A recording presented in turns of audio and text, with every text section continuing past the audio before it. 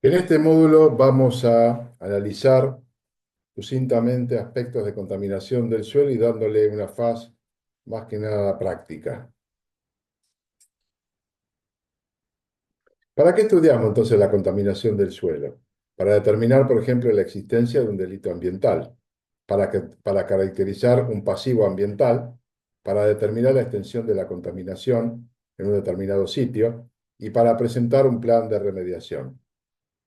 Entonces tenemos que ir aclarando algunos tantos que aparecen y algunos conceptos que aparecen en esta diapositiva, mencionando entonces qué es un pasivo ambiental, que según la ley 14.343 de la provincia de Buenos Aires, se entiende como pasivo ambiental al conjunto de daños ambientales, en términos de haber producido una contaminación del agua, del suelo, del aire, deterioros de recursos naturales y de los ecosistemas, producidos por cualquier tipo de actividad pública o privada durante su funcionamiento ordinario o por hechos imprevistos a lo largo de su historia, que constituyen un riesgo permanente y o potencial para la salud de la población, el ecosistema circundante y la propiedad, y que haya sido abandonado por el responsable como condición básica de esta definición que estamos dando del pasivo ambiental. ¿Se puede pedir un pasivo ambiental en una pericia? Sí. Se puede pedir la determinación de la existencia de un delito ambiental también y la extensión de una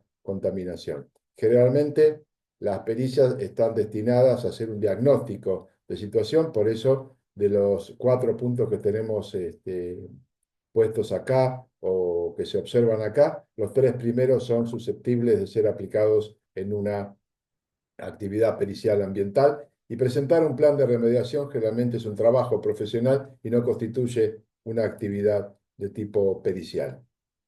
Las actividades potencialmente contaminantes del suelo son, por supuesto, numerosas. Acá citamos algunas de las más importantes.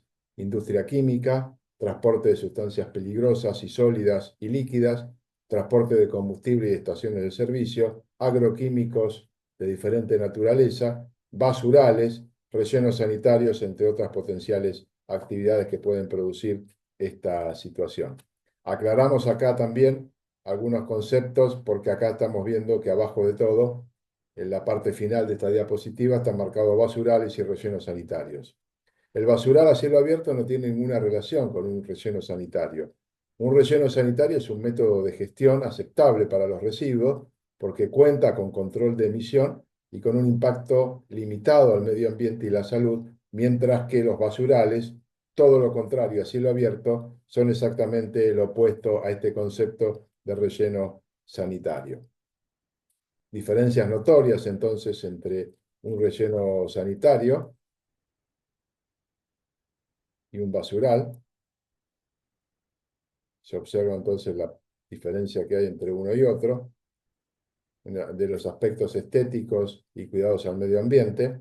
Generalmente no hay los basurales disposición de geomembrana para retener los lixiviados, etcétera. Tiene un montón de circunstancias y tampoco en los basurales hay control de ninguna naturaleza.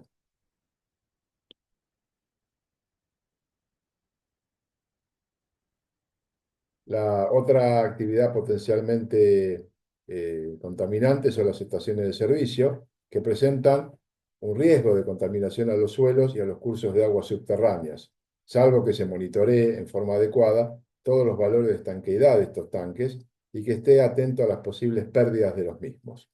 Para ello es necesario cumplimentar con las regulaciones emanadas por la Secretaría de Energía de la Nación.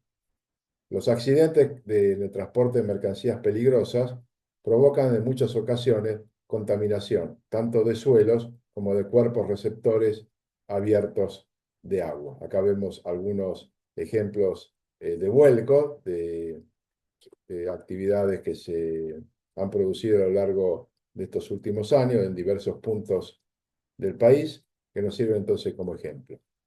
Los basurales y los rellenos sanitarios, evidentemente, los que producen un gran impacto y negativo son los basurales a cielo abierto, dispuestos a lo largo del país y, según las últimas referencias, hay más de 3.000 basurales dispuestos a cielo abierto sin ningún tipo de orden ni control ambiental de ninguna naturaleza. Los rellenos sanitarios y los basurales, más estos últimos, representan un gran riesgo de contaminación de suelo, ya que bien si los primeros la basura queda asentada sobre un talud que está impermeabilizado, este mismo puede sufrir rupturas que permita la percolación de los lixiviados hacia el suelo y luego llegar a los acuíferos. Por el lado de los basurales, la situación es peor, ya que los basurales, la basura es depositada directamente sobre el suelo sin ningún tipo de barrera. La presencia de agroquímicos y disposición, muchas veces clandestina, enterradas, de envases usados, representan un alto riesgo de contaminación de los suelos por parte de estos productos. Esta actividad es también notoria en distintos puntos. La industria química también, con el manejo muchas veces desordenado y con personal no idóneo, que no maneja cuestiones de la química y muchos de ellos, una gran cantidad, no matriculados. La industria química, generalmente podemos detectar falta de capacitación o equipamiento del personal, instalaciones deficientes, falta de bateas de contención y desagües o avenamientos, falta de medidas de seguridad o las mismas son deficientes. Todos los años se generan grandes accidentes que producen contaminación de los suelos adyacentes o por debajo de las instalaciones. Acá les dejo un link sobre una industria química, Esteban Echeverría, que produjo un problema ambiental. Es una nube tóxica que afectó a 3 barrios de Esteban Echeverría, donde hubo un derrame de aproximadamente 10.000 litros de ácido muriático de uno de los tanques cisternas de una fábrica de lavandina, ubicada en Transradio. Por prevención, debieron ser evacuados más de 500 vecinos, quienes fueron trasladados hasta el playón de una estación de servicio de la zona para ser asistidos por personal de la municipalidad y de defensa civil. Pérdida de poliducto y, por supuesto, en el caso anterior, no solo el problema ambiental de la nube por la presencia de humedad ambiente, sino también la contaminación del suelo. En esta diapositiva podemos observar pérdidas en poliductos, con pérdidas accidentales o intencionales por accidente y robo de los poliductos. En ambos casos se pueden producir grandes extensiones de derrame de petróleo en grandes extensiones del suelo y producir contaminación del suelo en forma muy significativa. Algunas normas de muestreo e investigación del suelo que creo que son bastante interesantes para tener en cuenta. Normas de muestreo e investigación de suelo, podemos citar la resolución 95 de la antigua Secretaría de Política Ambiental, provincia de Buenos Aires, que es reglamentaria de la ley 14.343 de pasivos ambientales que cité en una de las primeras diapositivas de esta parte del curso de contaminación de suelos. Hay identificación de pasivos ambientales y la obligación de la remediación de los sitios contaminados y áreas con riesgo para la salud. Crea registro y el seguro ambiental. El Shermaná 147 de México establece criterios para la determinación de concentraciones de remediación de suelos contaminados por algunos metales, como ustedes pueden ver ahí, empezando por el arsénico y yendo por varios de ellos, terminando en el vanadio. El Shermanat 138, límites máximos permisibles, de hidrocarburos en suelos y las especificaciones para su caracterización y remediación. Resolución 785, Secretaría de Energía de la Nación. Este documento o esta ley define los requerimientos mínimos y establece los criterios metodológicos a seguir para la programación y la ejecución de inspecciones ambientales de tanques aéreos de almacenamiento de hidrocarburos y sus derivados. Otras normas, la IRAM 29.481-5, de calidad ambiental, calidad de suelo, muestreo, directivas para la investigación exploratoria de sitios urbanos e industriales con respecto a la contaminación de suelos. IRAM 29.482, directivas para la investigación detallada de sitios urbanos e industriales con respecto a la contaminación de suelos. IRAM 29.483, una guía para preparar las muestras compuestas destinadas a la caracterización de residuos. Y la remediación de suelo, la circular 2009 de Holanda. Nos preguntamos entonces cómo encaramos el estudio de la contaminación del suelo. Saber la actividad que generó la contaminación, industria metalúrgica, química, alimenticia, curtiembre, etcétera, para saber los potenciales analitos o compuestos de interés buscado, muchas veces llamados los CDI, sustancias orgánicas, inorgánicas, metales pesados, plaguicidas, etc. Analizar la estrategia de muestreo, entonces ver qué tipo de sustancias pueden haberse derramado, cómo interactúan con el suelo o con el terreno, ver la textura del terreno, consultar las guías metodológicas que existen para el muestreo y análisis de metales pesados, guías para la determinación de la contaminación en suelos por hidrocarburos.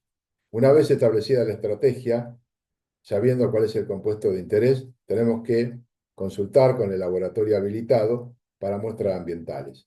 Para analizar entonces el compuesto en la matriz suelo, solicitar un presupuesto, estipular quién va a llevar a cabo el muestreo, dónde y cuándo se llevará a cabo la apertura de la toma de muestra para posterior análisis en el laboratorio, y la legislación con la que se va a comparar los parámetros y con los resultados obtenidos.